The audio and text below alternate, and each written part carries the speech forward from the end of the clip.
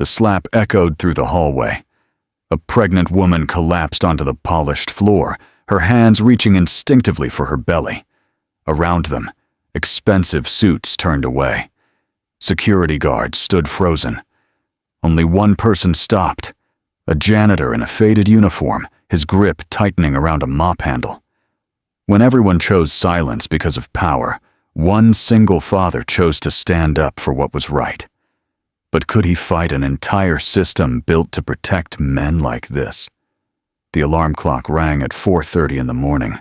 Daniel Hayes reached over and silenced it before the sound could wake his daughter. The room was dark, except for the streetlight, bleeding through the thin curtain of their 160-square-foot apartment. He sat up slowly, his back protesting from yesterday's double shift. In the corner, his daughter Emma slept curled beneath a worn blanket. She was 8 years old with cerebral palsy that affected her left side. Her small hand rested near her face, fingers slightly curled inward the way they always were. Daniel watched her breathe for a moment. This was his favorite time of day. The quiet before the world demanded things from both of them.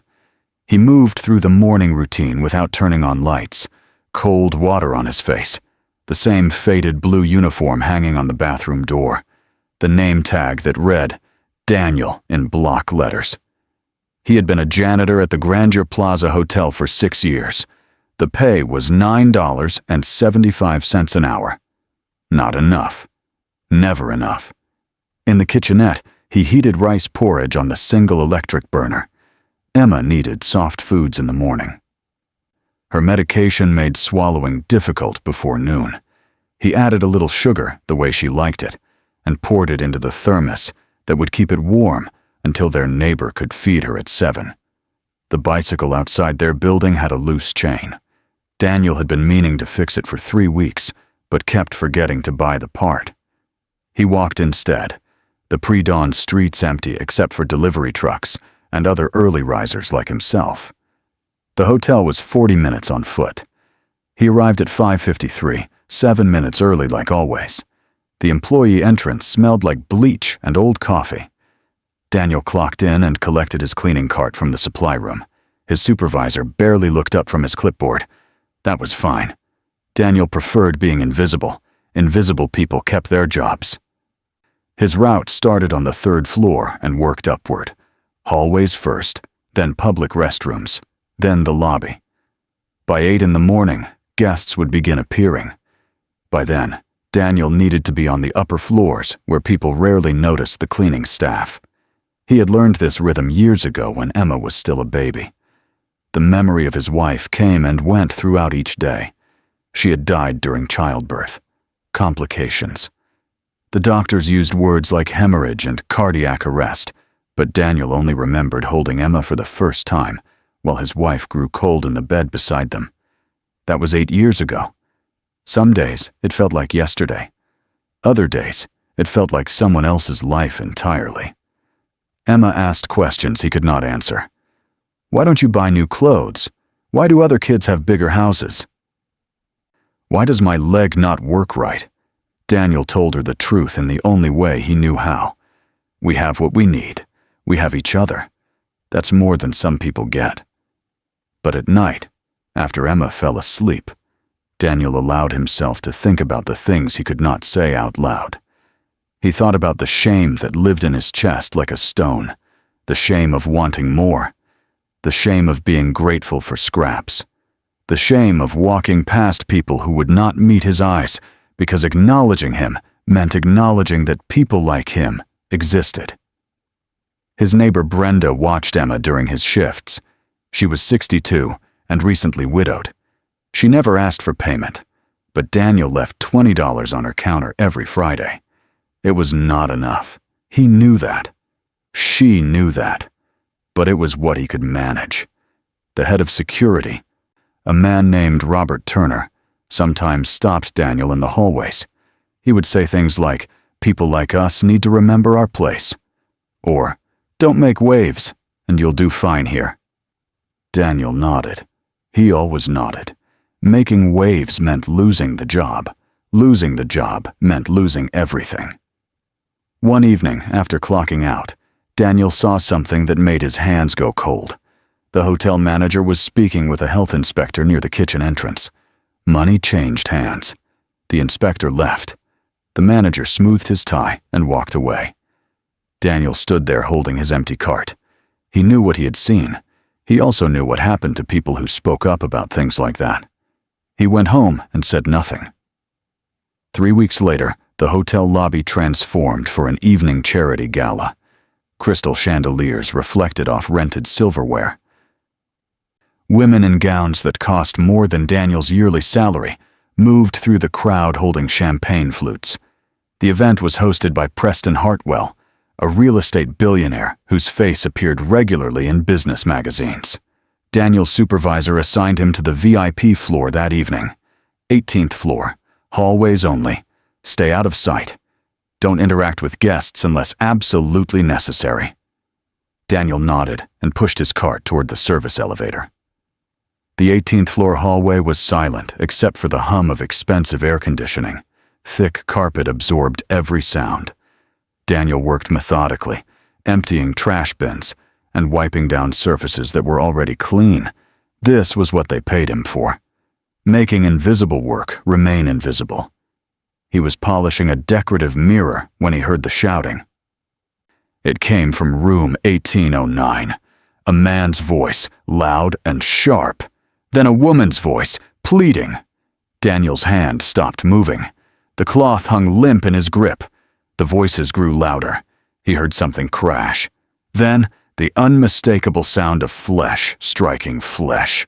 Daniel's heart began hammering against his ribs. He looked down the hallway. Empty. He looked toward the elevator. The light showed it was stopped on the lobby level. The woman screamed. Not a horror movie scream. Something worse. The scream of someone who knew no one would help. Daniel moved toward the door before he could think about what he was doing. Through the gap where the door had not latched completely, he could see into the suite. A young woman knelt on the floor. She was visibly pregnant, maybe 7 or 8 months. Her hair fell across her face. Blood ran from her split lip. Standing over her was Preston Hartwell, the man from the photographs downstairs. The man whose name was on the charity gala invitation. He wore a tuxedo with the bow tie undone. His face was red. His hand was raised. The woman was begging. She said, "Please," over and over. She said, "The baby," in a voice that broke. Daniel's mind went blank. He thought of Emma. He thought of his wife bleeding out in a hospital bed. He thought of all the times he had walked past things that were wrong because speaking up cost too much. His hand moved before his brain could stop it. He knocked on the door. The sound seemed impossibly loud. The voices inside went silent. Daniel's entire body began trembling. He knocked again. Preston Hartwell opened the door. His eyes were cold and flat. The kind of eyes that had never been told no. Hartwell's voice was controlled. "What?" Daniel heard himself speaking. "Sir, I need to check the lights in your suite. Hotel maintenance reported a faulty wire." It was a terrible lie.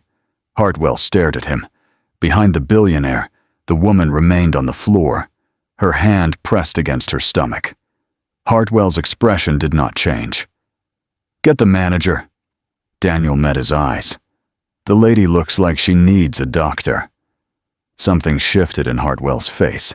The temperature in the hallway seemed to drop 10 degrees.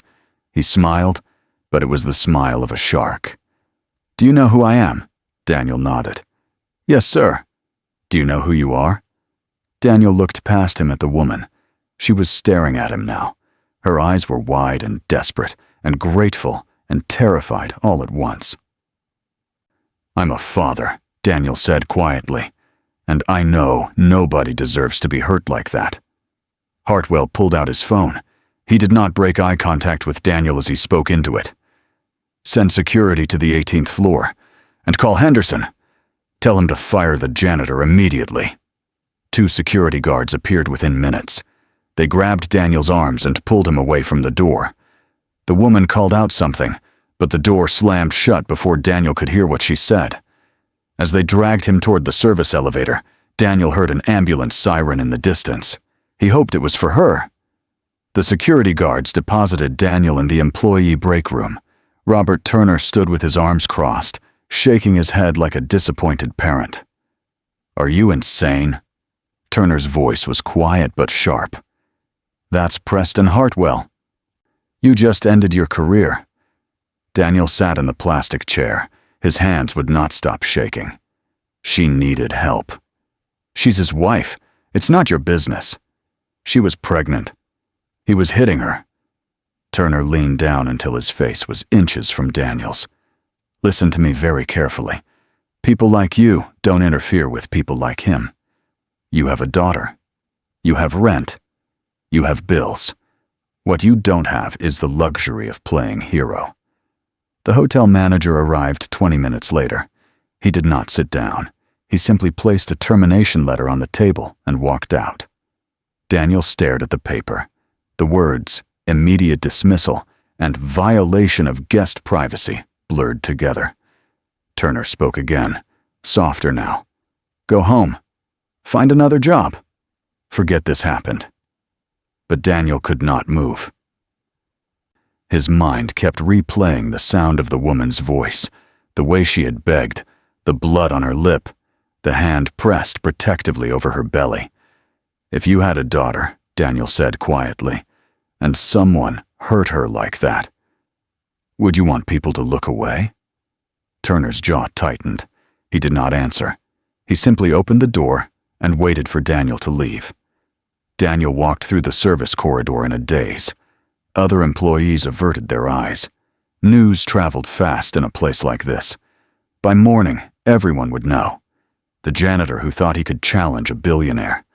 The fool who threw away his livelihood for a stranger. Outside, the city was fully dark. Daniel started the long walk home. He had $47 in his wallet and $63 in his checking account. Rent was due in 11 days. Emma's medication cost $85 a week. They had perhaps 3 weeks of food if he stretched it. The apartment was dark when he arrived. Brenda had already taken Emma home and put her to bed. Daniel stood in the doorway of Emma's room and watched her sleep. Her face was peaceful. She had no idea that everything had just collapsed. He thought about what Turner had said. "People like you don't interfere with people like him." The words sat heavy in his chest. Was that the lesson he wanted to teach his daughter? That some people mattered more than others? That you stayed quiet when powerful men did terrible things? Daniel walked to the window. The street below was empty, except for a stray cat picking through garbage. In the distance, the Grandeur Plaza Hotel rose into the night sky, every window blazing with light. His phone buzzed. Unknown number. He almost did not answer. "Is this Daniel Hayes?" A woman's voice, shaking, urgent. "Yes. You're the man who tried to help me tonight, at the hotel." Daniel's throat tightened. "Are you okay? The baby?" "We're alive, barely." She took a breath. "I'm at the hospital. They're keeping me overnight for observation. But I needed to call you. I needed to say thank you." "You don't need to thank me. I didn't do anything." "You did more than anyone has in 3 years." Her voice cracked. "Nobody ever stops him. Not security, not staff, not friends. Nobody. Because he has money and power and everyone is afraid." Daniel leaned his forehead against the cool glass. "I'm sorry, I couldn't do more." "You lost your job." It was not a question. "Yes. Because of me." "Because of him," Daniel corrected. Silence stretched between them. Then she spoke again, quieter now. "My name is Rachel. Rachel Hartwell. And I want to leave him. I've wanted to for years. But he has lawyers and connections and money. I have nothing. If I try to run, he'll find me. If I try to fight, he'll destroy me." Daniel closed his eyes. "Why are you telling me this?" "Because you're the first person who looked at me like I was a human being," Rachel said. "And I think maybe you're the only person crazy enough to help." The line went silent. Daniel stood there holding the phone, staring at his reflection in the dark window. Outside, it began to rain. The next morning, Emma asked why Daniel was still home. He told her he had the day off. She smiled and said they could spend time together. Daniel made her breakfast and tried to keep his hand steady while pouring the juice. By afternoon, reality settled in like concrete. He spent 3 hours calling every hotel and office building within bus distance.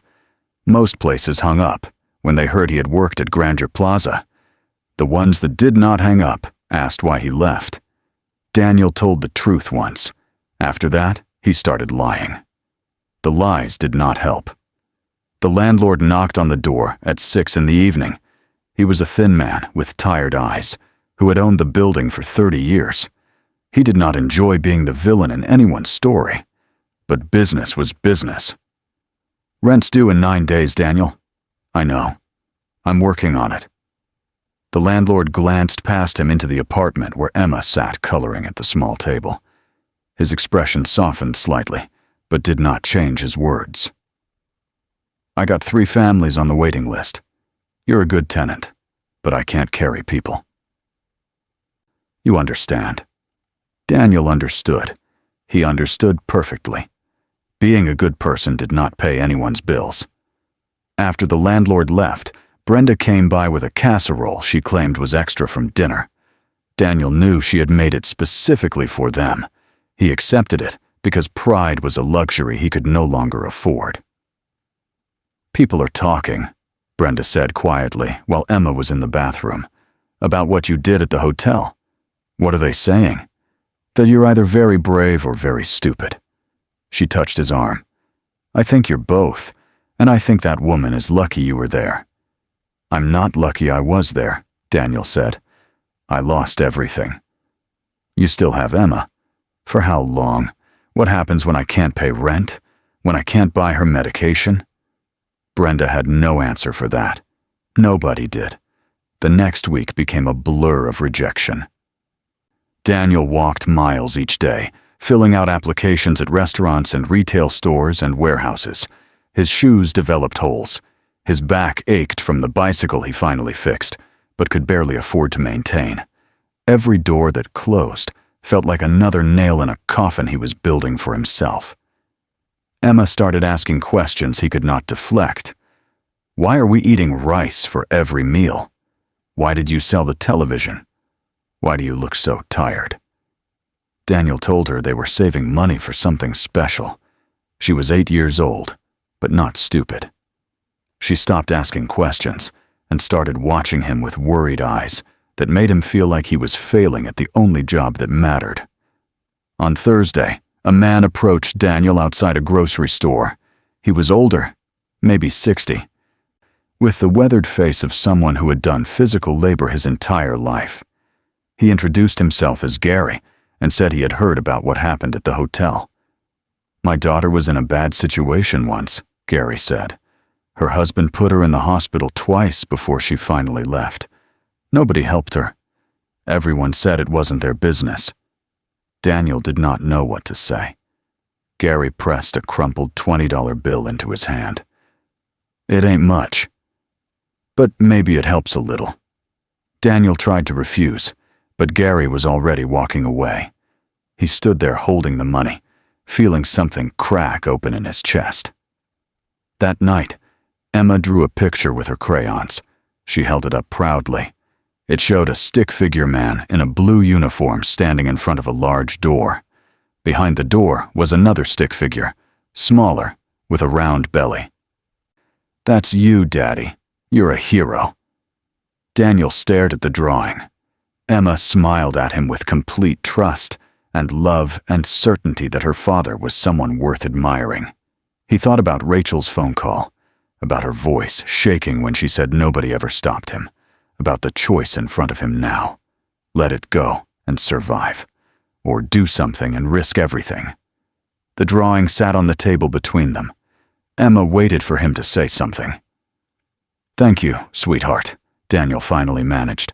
"I'll keep this forever." That night, after Emma fell asleep, Daniel's phone rang again. Rachel's voice was steadier this time, but carried an edge of desperation. She wanted to meet in person, somewhere public, somewhere her husband would not think to look. They met at a diner on the edge of town 2 days later. Rachel wore sunglasses despite the overcast sky. When she removed them, Daniel could see the fading bruise along her cheekbone that makeup could not quite hide.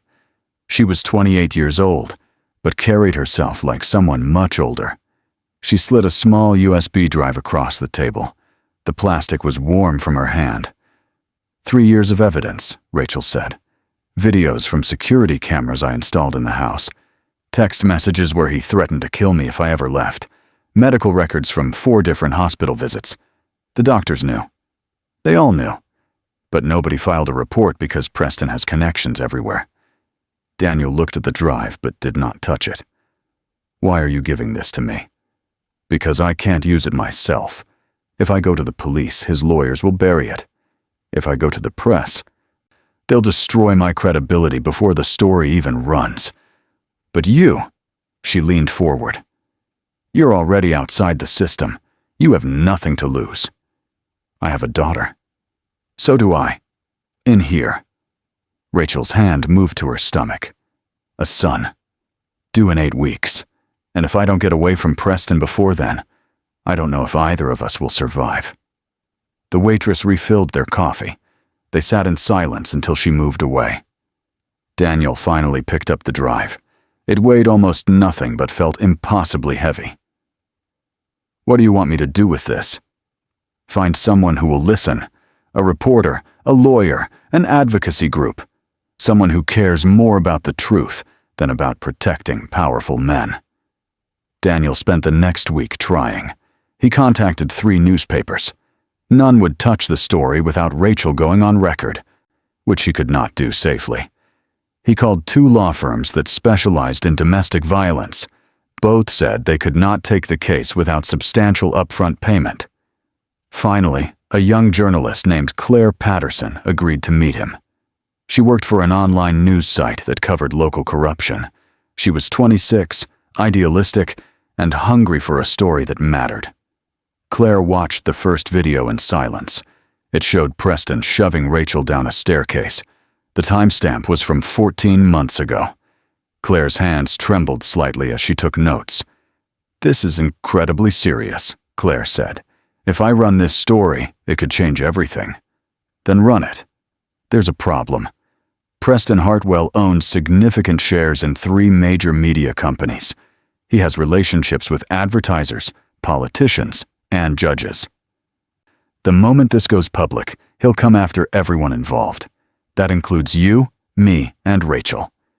Daniel met her eyes. So we do nothing? I didn't say that. Claire closed her laptop. Give me 3 days. I need to verify the footage, build the context, and make sure we have enough corroboration that his lawyers can't simply claim it's fabricated. The story went live on a Tuesday morning. The headline was direct. Billionaire real estate developer accused of years of domestic violence. The article included screenshots from the videos, excerpts from text messages, and testimony from 2 hospital staff members who agreed to speak anonymously. Within 6 hours, the story had been shared 40,000 times. Within 12 hours, major news outlets were picking it up. By evening, Preston Hartwell's face was on every television screen in the state. Rachel called Daniel that night. She was crying. It's everywhere. People are finally listening. But the next morning brought a different reality. Preston's legal team held a press conference. They claimed the videos were doctored. They produced a statement from Rachel saying she had never been abused and that the allegations were part of an extortion scheme. The statement had her signature at the bottom. Claire called Daniel, her voice tight with anger. They forced her to recant. Her family has her in some kind of secure location. I can't reach her. And my editor just told me to pull the story or face a lawsuit. Can they do that? They can do anything they want. They have unlimited resources and 0 conscience. The story disappeared from the news site by noon. Other outlets followed. By evening, counter articles appeared, suggesting the entire thing had been a hoax orchestrated by Daniel, who was described as a disgruntled former employee with a history of instability. Daniel sat in his apartment reading these articles on his phone. They painted him as delusional, vindictive, and potentially dangerous. One quoted an anonymous source saying he had been fired for theft, not for interfering with guests. His phone buzzed with an incoming text from an unknown number. "We have your daughter. Drop this now, or you'll never see her again." Daniel's hands went numb. The phone slipped from his grip and clattered onto the floor. He ran to Emma's room. Empty. Her bed was made. Her stuffed rabbit sat on the pillow where she always left it. He grabbed his phone and called Brenda. No answer. He called again. Still nothing. He was halfway out the door when he remembered he did not have a car. The bicycle. He could take the bicycle to Brenda's apartment 3 blocks away. The ride took 6 minutes that felt like hours. Daniel's legs burned. His lungs screamed. He took the stairs 2 at a time and pounded on Brenda's door hard enough that paint flakes drifted to the floor. Brenda opened the door, looking confused and concerned. Behind her, Daniel could see Emma sitting at the kitchen table eating a sandwich. "Daddy!" Emma waved at him, smiling. Daniel's knees nearly gave out. He grabbed the doorframe to steady himself. Brenda was talking, but he could not hear her over the sound of his own heartbeat. Something about Emma's doctor appointment. Something about how she had tried to call, but Daniel's phone went straight to voicemail. Something about how she did not think it was a problem because it was just a routine checkup. Daniel walked past her and wrapped his arms around Emma. She giggled and hugged him back, not understanding why her father was shaking. "You're squishing me, Daddy." "Sorry, sweetheart. I just missed you." Back in his apartment, Daniel stared at the text message. It was real. The threat was real. Even if Emma was safe now, someone had known exactly how to hurt him. Someone had known the one thing that would make him back down. He thought about calling the police, but what would he tell them? That he received a threatening text from an unknown number? They would file a report and do nothing. Preston Hartwell had demonstrated exactly how much power he wielded. The police would not protect Daniel. They might not even believe him. Janitor. Daniel barely slept. Every sound in the hallway made him jump. Every car engine on the street below made him check the window. He moved a chair against Emma's bedroom door, even though he knew a chair would not stop anyone who really wanted to get in. At 3 a.m, his phone rang. Robert Turner's voice was carefully neutral. "I heard about the news story, about what happened after." Daniel said nothing. Turner continued. "I'm calling because you need to understand something. Preston Hartwell is not going to let this go. He's already ruined the reporter's career. She'll never work in journalism again. And you? You're on a list now. Not just with him. With everyone who does business with him. You'll never work in this city again." "Is that why you're calling?" "To tell me I'm finished." "I'm calling because I have a daughter too." Turner's voice dropped lower. "And I'm calling to tell you that if you do the smart thing tomorrow, if you go on camera and say you made a mistake, that you were angry about losing your job and you fabricated everything, then maybe this ends. Maybe you get to go back to your life. Maybe your kid gets to have a father who isn't destroyed." Daniel closed his eyes. "They want me to lie. They want you to survive." After Turner hung up, Daniel sat in the dark living room. The chair was still wedged against Emma's door. Her drawing of him as a hero was still taped to the refrigerator. And somewhere in the city, Rachel was trapped in a house with a man who had already proven what he was capable of. Daniel thought about his wife. About the promises he had made to her as she died. Promises about protecting Emma. About giving her a good life. About teaching her right from wrong. He pulled out Emma's drawing and looked at it again. The stick figure man standing in front of the door. The smaller figure behind it. Emma had drawn him as someone brave. If he gave up now, If he went on camera and lied, Emma would eventually learn the truth. And she would know her father was not the hero she thought he was. Daniel made his decision. The press conference happened in a small community center that barely fit 20 people. Claire had arranged it through an advocacy organization that worked with domestic violence survivors. They provided the space and a lawyer who agreed to stand beside Daniel during the statement. The lawyer's name was Catherine Reed. She was 53 years old, with silver hair and the bearing of someone who had spent decades fighting battles most people avoided. She had reviewed all the evidence on the USB drive. She believed Rachel. More importantly, she believed in holding powerful men accountable. Daniel stood behind a podium with 3 microphones pointing at him. His hands shook. His prepared statement was 2 pages long, but the words kept blurring together. He looked at the small crowd. Most were reporters from independent outlets. A few were advocates from women's organizations. And in the back, barely visible, stood Gary, the man who had given him $20 outside the grocery store. Daniel began reading, but his voice came out too quiet. Someone asked him to speak up. He cleared his throat and started again. "My name is Daniel Hayes. I'm a single father. I was a janitor at the Grandeur Plaza Hotel until 2 weeks ago, when I was fired for trying to help a woman who was being beaten by her husband." He described what he had seen. The sound of Rachel being hit, the blood on her face, her hand protecting her unborn child. He described being dragged away by security while she cried for help. "I'm here today because I was asked to recant my story. I was told that if I went on camera and said I made everything up, my life could go back to normal. But I can't do that, because it's not true, and because my daughter is watching." He looked directly at the cameras. Preston Hartwell is a wealthy man.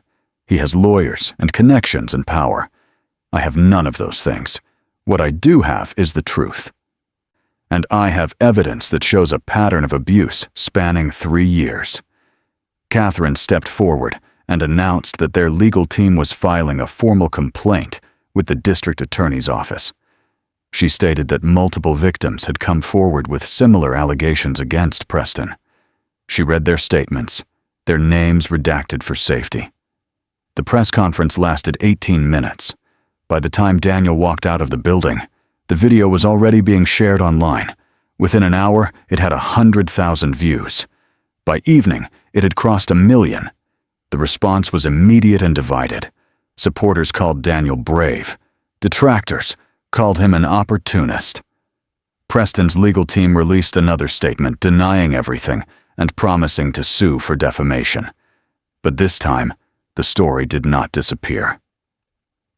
3 more women came forward publicly. They had all been in relationships with Preston before he married Rachel. They described similar patterns of control and violence. Their testimony corroborated everything Rachel had documented. The district attorney's office announced they were opening an investigation. It was not an arrest. It was not even a guarantee of charges, but it was something. For the first time, Preston Hartwell was being treated like someone who might face consequences. That night, Daniel received a call from a number he recognized.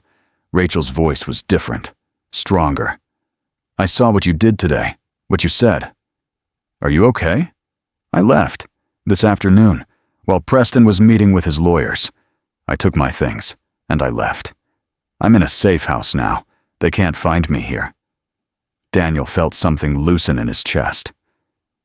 "Your baby. We're both fine, scared, but fine." She took a breath. "They arrested Preston an hour ago. His lawyers got him released on bail immediately, but the charges are real. Assault, battery, witness intimidation. Catherine thinks we might actually win this." After she hung up, Daniel sat alone in his apartment. Emma was asleep in her room. The drawing was still on the refrigerator. Outside, the city continued its endless movement, indifferent to the small battles being fought in places like this. Daniel thought about what came next. The trial would take months. Preston would fight with everything he had. Daniel would probably lose more than he had already lost. But for the first time in weeks, he felt something other than fear. He felt like maybe the world could change, even if only a little, even if it cost everything. The retaliation came fast and brutal. 3 days after the press conference, Daniel was walking Emma home from her physical therapy appointment when a black sedan pulled alongside them. 2 men got out. They did not say anything. They did not need to. One of them shoved Daniel hard enough that he stumbled backward into a parked car. Emma screamed. The man raised his fist, and Daniel braced for the impact, but it never came. A passing driver had stopped and was filming with his phone. The men got back in their car and drove away. The video went viral by evening. It showed everything. The assault, Emma's terrified face, the license plate of the sedan. Within hours, the police traced the car to a company owned by one of Preston's business associates. The 2 men were arrested by morning, but the damage was done. Emma stopped sleeping through the night. She woke up crying, asking if the bad men were coming back. Daniel held her and lied, saying everything was fine, but she was old enough now to recognize lies when she heard them. Catherine called with news that made everything worse. Preston's legal team had filed a countersuit, $5 million for defamation and emotional distress. The lawsuit named Daniel, Claire, Catherine's organization, and Rachel. It was designed to bankrupt everyone involved and send a message to anyone else who might consider coming forward. Can they win? Daniel asked. Probably not. But they don't need to win. They just need to drag it out until we run out of money for lawyers. Catherine's voice was tired. I've seen this before. It's a war of attrition. He has unlimited resources. We don't. Daniel hung up and looked around his apartment. The rent was 3 weeks overdue. The landlord had stopped by twice. The eviction notice would come soon. Emma's medication was rationed because he could not afford a full prescription. And now he was being sued for an amount of money he could never pay in 10 lifetimes. That night, he found Emma sitting at the kitchen table with her crayons. She had drawn another picture. This time, it showed their apartment building. But in the drawing, they were being carried away by dark figures with angry faces. Is this how you feel, sweetheart? Emma nodded without looking at him. Are we going to be okay, Daddy? Daniel wanted to say yes. He wanted to promise her that everything would work out. But he had promised her too many things he could not deliver. He was tired of lying. I don't know, he said quietly, but I'm going to do everything I can to keep us safe. Emma set down her crayon. The kids at school say their parents think you're bad. They say you made up stories about a rich man because you wanted money. Daniel felt something break inside his chest. He knelt beside her chair so they were eye level. Do you think I'm bad? Emma shook her head. Tears were running down her face. I think you're good. But I'm scared, Daddy. I'm really scared. He pulled her into his arms and let her cry. Over her shoulder, he could see the drawing of the dark figures carrying them away. It was exactly how he felt. Like they were being swept up by forces too big to fight. Like no matter how hard he tried, he could not protect her from what was coming. The next morning, Daniel received a call from the district attorney's office. The trial date had been set. 4 months away. Preston had assembled a legal team of 8 attorneys. The lead counsel was notorious for destroying witnesses on the stand and getting charges dismissed on technicalities. They're going to come after you hard, the prosecutor warned Daniel. They'll dig into every corner of your life, every mistake you've ever made, every debt you owe, every time you were late on rent. They'll paint you as unreliable and desperate. Will any of that change the evidence? No. But it might change how a jury sees you. And in cases like this, perception matters as much as truth. Daniel thanked him and ended the call. He looked at Emma's drawing again. The dark figures. The apartment building. His daughter's fear made visible in crayon and paper. He thought about giving up, about calling Preston's lawyers and telling them he would drop everything in exchange for being left alone, about choosing survival over justice. Then he looked at the first drawing Emma had made, the one where he was a hero standing in front of a door. She had believed in him then. If he gave up now, she would never believe in anything again. The trial lasted 3 weeks. The courtroom was packed every day with reporters, advocates, and people who had followed the story from the beginning. Preston sat at the defense table looking calm and composed, his expensive suit perfectly tailored, his expression one of wounded innocence. Rachel testified first. She spoke quietly but clearly, describing years of escalating abuse. She showed photographs of bruises, hospital records, text messages where Preston threatened to kill her if she tried to leave. Preston's lawyers tried to discredit her, suggesting she had injured herself for attention or that the relationship had been consensually rough. Catherine destroyed that argument by calling the 3 other women who had come forward. Each told similar stories. Each had documentation. The pattern was undeniable. Daniel testified on the 4th day. He described exactly what he had seen in the hotel hallway. Preston's lawyers attacked immediately, bringing up his financial struggles, his job loss, his desperation. They suggested he had fabricated the entire incident to extort money from a wealthy man. "Isn't it true that you were fired for theft?" the lead defense attorney asked. "No. I was fired for intervening when I saw a woman being beaten. You claim to have seen Mr. Hartwell strike his wife, but you didn't call the police, did you?" "I tried to help her. Security removed me before I could do anything else." "Convenient. So we only have your word about what happened." Catherine stood. "Your Honor, we have security footage from the hotel that corroborates Mr. Hayes' timeline. We also have medical records showing Mrs. Hartwell was treated for injuries consistent with assault that same evening." The defense attorney shifted tactics. "Mr. Hayes, isn't it true that you've struggled to find employment since leaving the Grandeur Plaza? That you're currently 3 months behind on rent? That you're facing eviction?" "Yes. So you have significant financial motivation to pursue this case." Daniel looked at Preston, then back at the lawyer. "I have a daughter with medical needs. I lost my job because I tried to help someone. If I wanted money, I would have taken the settlement your client offered me to stay quiet. But I'm not here for money.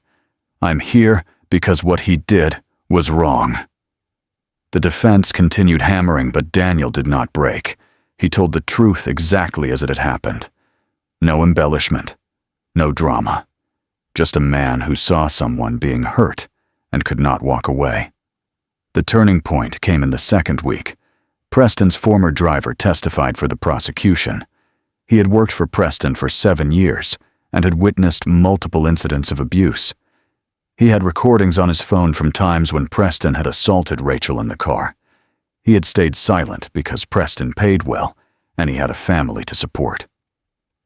"Why are you coming forward now?" Catherine asked him. The driver looked uncomfortable.